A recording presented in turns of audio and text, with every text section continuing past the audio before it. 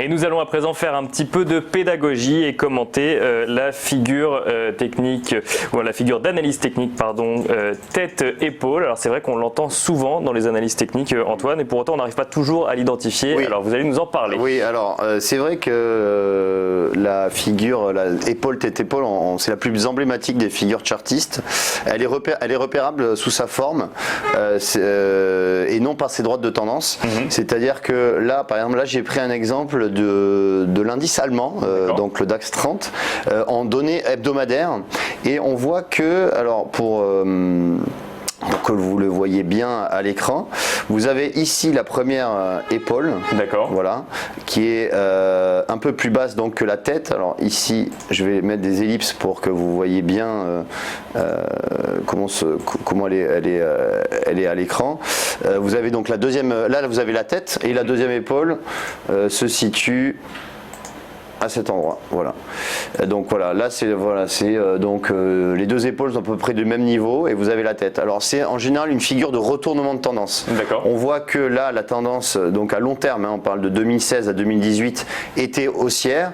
On a eu donc cette formation d'épaule, tête-épaule, et avec ensuite une ligne de cou qui s'est formée à cet endroit. Donc en général, voilà, là c'est la ligne de cou, et en général lorsque la ligne de cou est rompue, vous avez donc une baisse qui s'ensuit, et en fait pour savoir l'objectif, vous allez reporter la hauteur de la tête, donc à la hausse, à la baisse. À la hausse, à la baisse, voilà.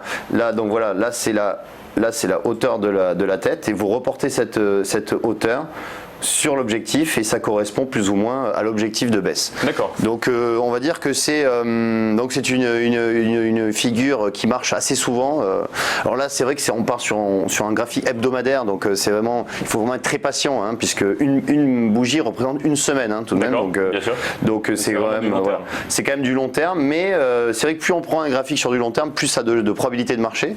Et par conséquent, là on voit que sur le DAX 30, sur l'indice phare allemand, ça a très bien marché, puisqu'on a eu un retournement de marché, et puis on a l'objectif qui a été atteint ici, donc à 10 260 points. Et alors pour avoir une épaule tête-épaule, est-ce que ça veut dire que les deux épaules qu'on voyait à l'écran doivent être à peu près au même niveau? Oui, c'est ça. Alors c'est vrai que pour que ça puisse marcher, il vaut mieux que l'épaule tête-épaule soit bien formée, c'est-à-dire que la tête soit quand même assez au-dessus des épaules, et que le niveau des deux épaules soit à peu près du même niveau. Il ne faut pas qu'il y ait par exemple une épaule qui arrive au niveau des oreilles par exemple, de la tête, exactement. Il vaut mieux que ce soit plutôt de même hauteur, on va dire. Merci beaucoup Antoine Fraissouillet de nous avoir expliqué tout ça et de nous avoir appris du coup cette figure épaule, tête-épaule, et je rappelle que vous êtes analyste de marché chez eToro.